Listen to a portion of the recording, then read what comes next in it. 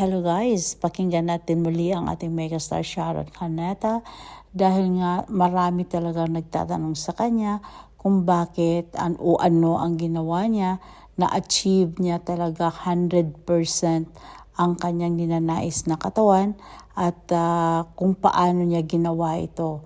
At talaga naman pag marinig mo ang mga advice ng ating megastar, parang gugutumin mo talaga ang iyong sarili para lang ma-achieve ang mga ninanais mong size sa katawan mo.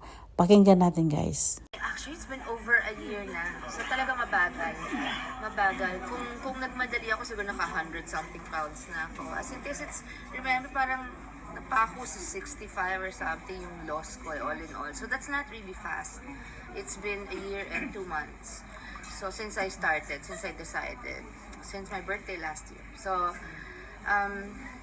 nag-plateau lang ako, yung nag-relax muna ako sandali kasi pagod na ako, naghahanap na ako ng yung nauumay na ako dun sa dieta, and I know that's a scary point for me kasi once I start feeling deprived, baka I'll binge na naman. So, pinapagbigyan ko yung sarili ko. Tapos, I'm able to lose slowly. But when push comes to shove and I really want to lose a little quicker, I go either for a week or 2 weeks on the Cohen diet, which is a really fast way to lose weight. But there's a doctor that you should see. They design a diet according to your, not your blood type, but the makeup of your, whatever has to be addressed. Is it high blood pressure, whatever.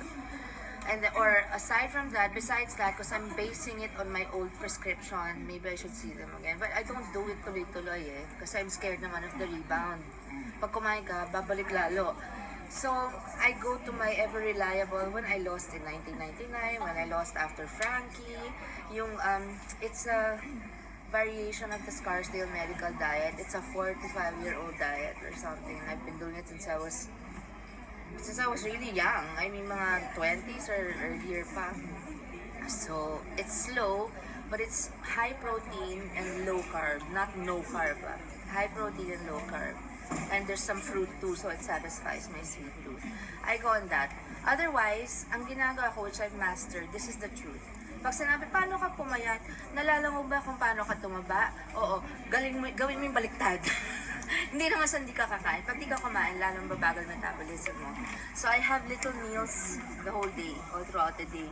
Konting-konti lang. Not all meals, basta may kinakain ka. So it's just continuously burning. Pag gusto ko ng cake, titikim ako. Hindi ko busin yung buong slice. Yung ganun. Kasi tikim lang minsan hinahanap mo Dati kailangan 2 slice, ngayon hindi na. Kasi hindi talaga ako ever since makanin. Ang downfall ko, tinapay at mantikilya. So, yun ang painful sa akin. Kaya nung isang araw, nag-cosans ako. Ay, before pa. Pero you know what? Kahit anong gawin mo, magpalay po ka. Kung anong gawin mo sa kato, kahit itakin mo yung taba mo, itakin mo yung bilbil mo.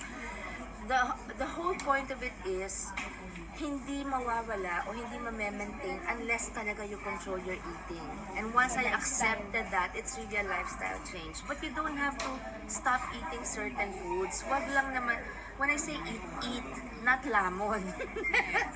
I found it out. Diba parang yun, okay naman pala, kaya naman. Basta nakakain